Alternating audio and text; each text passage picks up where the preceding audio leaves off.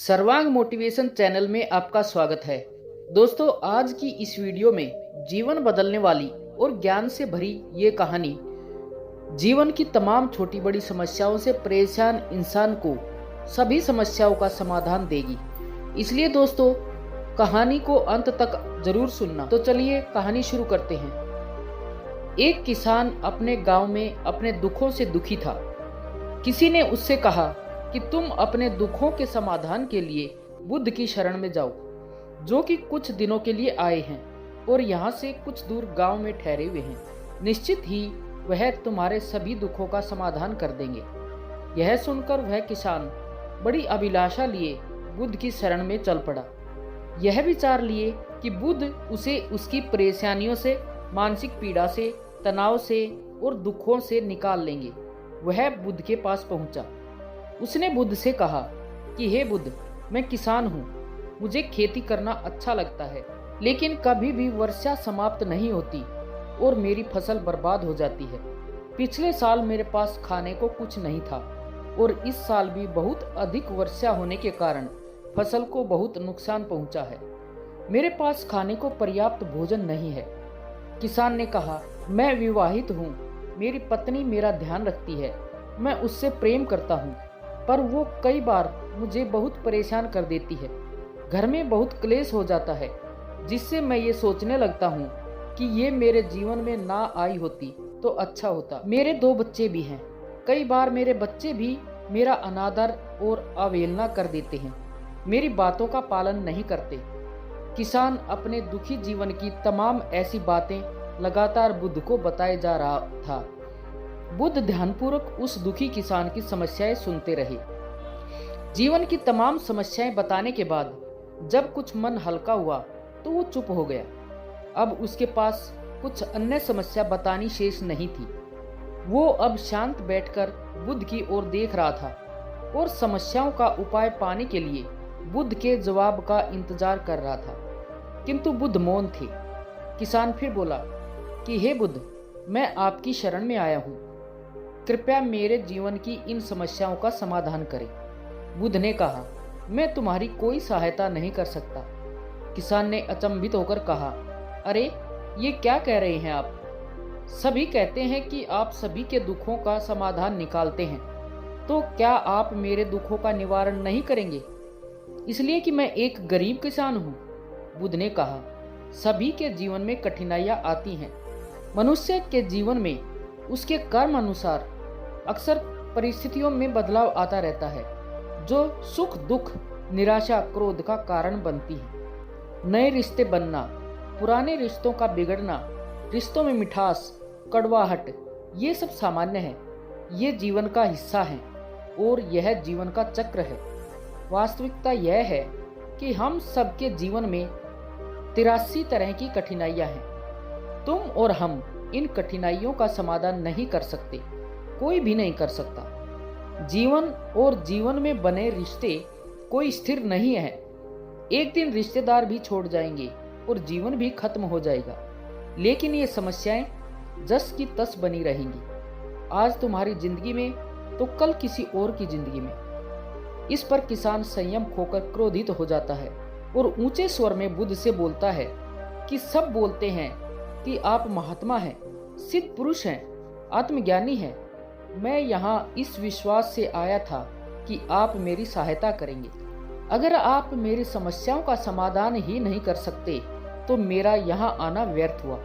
सभी लोग झूठ बोलते हैं कि आप समस्याओं का समाधान करते हैं।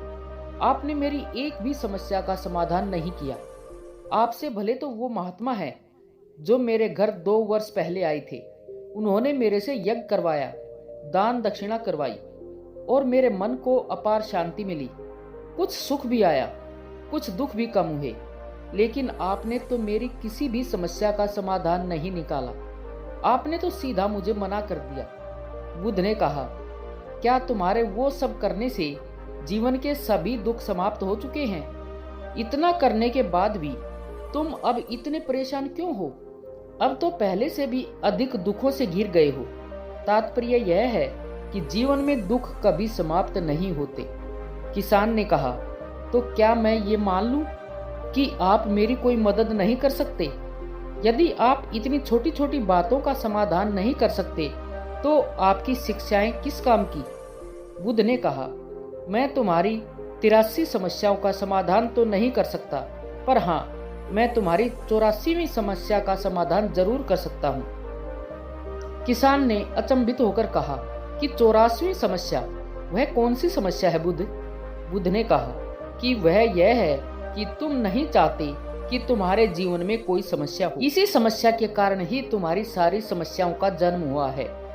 अगर तुम इस बात को स्वीकार कर लो कि जीवन में समस्या होती हैं, समस्याएं जीवन का हिस्सा हैं, तो तुम्हें जीवन की समस्याएं विचलित नहीं कर पाएंगी। तुम जीवन में आने वाली समस्याओं से इसलिए विचलित होते हो क्योंकि तुम्हें लगता है कि तुम दुनिया में सबसे ज्यादा दुखी हो, जबकि सच्चाई यह है कि हर किसी को अपना ही दुख सबसे अधिक लगता है। लेकिन जिस दिन से तुम यह समझना शुरू कर दोगे कि बाकी लोगों के मुकाबले मेरा दुख तो बहुत कम है, तब उस दिन से कोई भी दुख तुम्हें प्रभावित नहीं कर सकेगा। जब तक तुम ये चाहते रहोगे कि जीवन में कोई समस्या ही ना आए, मैं हर दुख तकलीफ से बचा रहूं, तो यह संभव नहीं है। ऐसे में तो हर छोटे से छोटा दुख भी तुम्हें बेचैन कर देगा, तुम्हारी मानसिक शांति को भंग कर देगा। यदि तुम्हारे जीवन से कठिनाइयां बिल्कुल खत्म कर दी जाएं, तुम्हें रोज हर पल बिना दुख कठिनाइयों का जीवन जीने को मिले, तो तुम अधिक समय तक ऐसा जीवन जी ही नहीं पाओगे।